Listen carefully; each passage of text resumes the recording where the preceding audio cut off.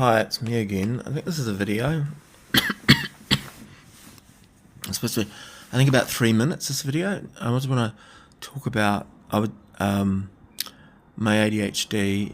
I was diagnosed with ADD in 1999, and it took about 2 years, just over 2 years for the diagnosis.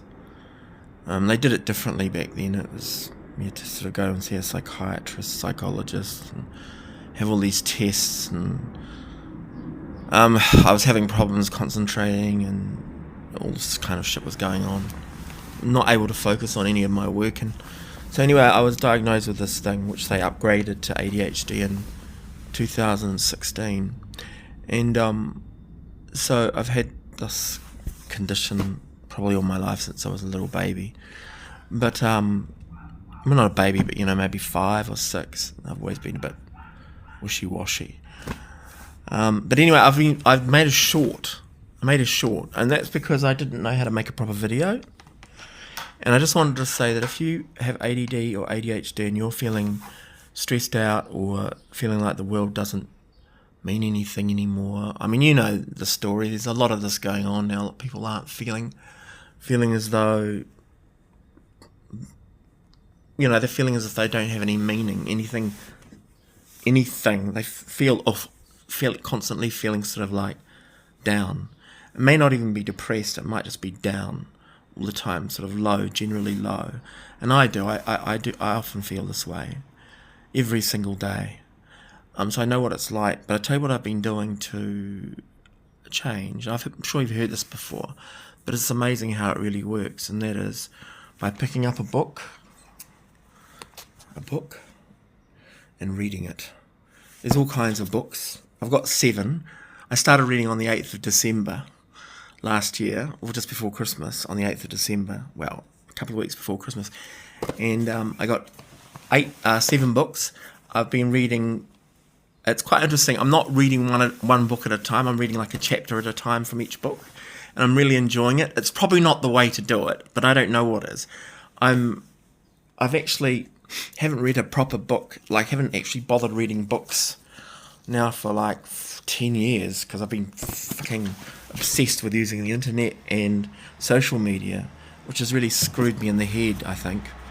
And it's kind of affected my health and my mental health, and also other things as well. I'm a bit fucked up. But this is beautiful, this book, Shuggie Bain. Read this. If you want something, what you have to do is, if you've got ADHD and and you're not used to reading, or you don't think you can read and all this, or you think you might get bored, honestly, if you find something that really touches you emotionally, that makes you feel good, or that makes you feel something, I know that sounds desperate, but, gives you a sense of feeling, then, get something that you're going to love. And the best way to do that is to, with me, I started out with short stories. I've always loved short stories anyway, but I've started reading lots of short stories again, because particularly ones that are exciting, it's really exciting anyway, the fact that I'm telling you this, because normally I wouldn't even talk about damn books, because I've got so used to using the social media and the internet that I don't even for the last, as I say, 10 years or so, I've not even bothered looking at any books. Oh my God, anything from this wonderful man here, Kurt Vonnegut.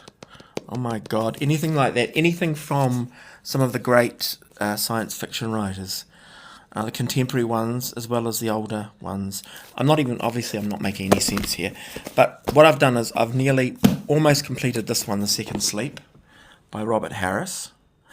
Honestly, if you think you're a dummy, I've always thought I was dumb anyway, I realise how not dumb I am, because I've been reading. This here is so beautiful. I'm going to do a review of this. It's called Waiting for God, and it's by a woman called Simone Weil, or Weil. I can't pronounce. It says whale there. I know it says whale, but it's not pronounced that way. It's Simone Weil, or Weil. I can't pronounce it properly. But anyway, and it's basically a series of letters between her and a father, a priest, and also a little bit of poetry there, and there's an introduction to her life.